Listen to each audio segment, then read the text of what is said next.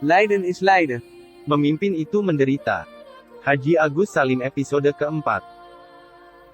Salim justru terpikat dengan sosok Cokro Aminoto sehingga memutuskan untuk berhenti bekerja sebagai agen intelijen dan pegawai pemerintah Hindia Belanda. Sebelum dilanjutkan videonya, subscribe, like dan komen dan jangan lupa bagikan channel ini ya, karena akan memotivasi kami untuk membuat video baru selanjutnya. Ia masuk ke dalam organisasi Sarekat Islam. Ketika Haji Agus Salim menyatakan bergabung dengan Sarekat Islam, di saat itu pula secara bertahap Salim mulai menjalani kehidupan ekonomi yang serba terbatas. Perubahan drastis gaya hidup diterima secara biasa saja oleh Salim.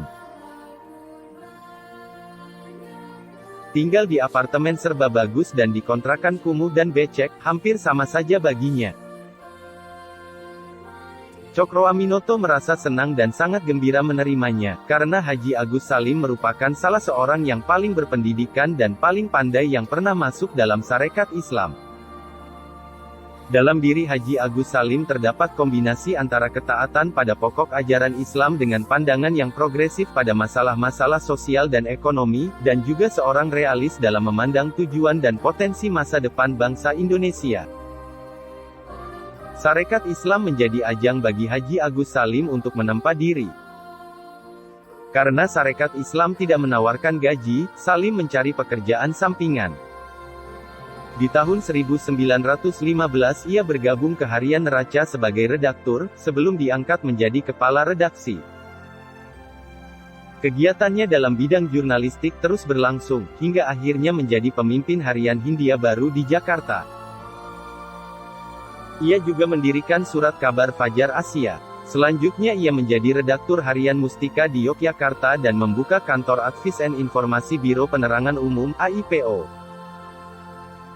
Di sela-sela kesibukannya Salim menikahi Zainatun Nahar yang sudah dinikahinya secara gantung, sebelum ia berangkat ke Jeddah. Mungkin ini alasan ketiga Salim mau dijadikan intel. Pernikahan ini memberinya 10 anak, 2 meninggal saat kecil. Sama halnya dengan Bung Hatta dan Rahmi, Zainatun adalah jodoh sejati Salim yang mendampinginya dalam kondisi apapun tanpa mengeluh. Ia adalah sosok istri pilihan yang tahan banting dan senantiasa menjadi sumber semangat bagi suami dan anak-anaknya. Rumah tangga Salim dikenal harmonis, dan selalu riang meskipun tidak punya banyak uang. Ketika menulis di berbagai media, Salim terampil merangkai kata-kata untuk mengkritisi kebijakan pemerintah.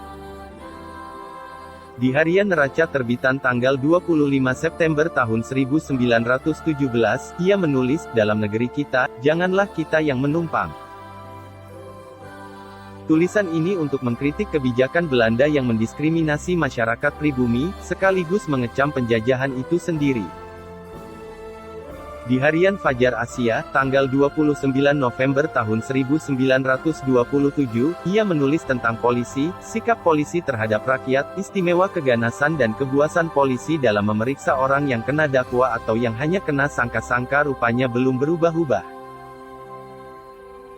Hampir tiap hari ada pesakitan di depan Lenrat Pengadilan, yang mencabut pengakuan di depan polisi yang lahir bukan karena betul kejadian melainkan hanya karena kekerasan siksaan. Sejak bergabungnya Salim ke Sarekat Islam dengan ciri keislamannya yang sangat kuat, dalam waktu bersamaan masuk pula anasir-anasir kiri pengikut Hans Niflit, si pembawa komunisme ke Hindia Belanda, yang kebanyakan justru anak didik terdekat Cokro Aminoto sendiri, khususnya Semaun. Semaun menganjurkan agar Sarekat Islam bergerak lebih radikal dan menentang partisipasi Sarekat Islam dalam Volksraad, yang mereka nilai tak lebih dari komedi omong. Mereka mengincar tokoh Islam seperti Haji Agus Salim dan Abdul Moyes sebagai musuh. Pada Kongres Pengurus Sarekat Islam di Surabaya 6–10 Oktober tahun 1921, terjadi pertentangan sengit antara dua kubu. Ujungnya, dengan suara 23 lawan 7 suara, golongan komunis dikeluarkan dari Sarekat Islam. Mereka lantas membentuk Sarekat Islam Tandingan dengan nama Sarekat Islam Merah yang selanjutnya berkembang menjadi Partai Komunis Indonesia.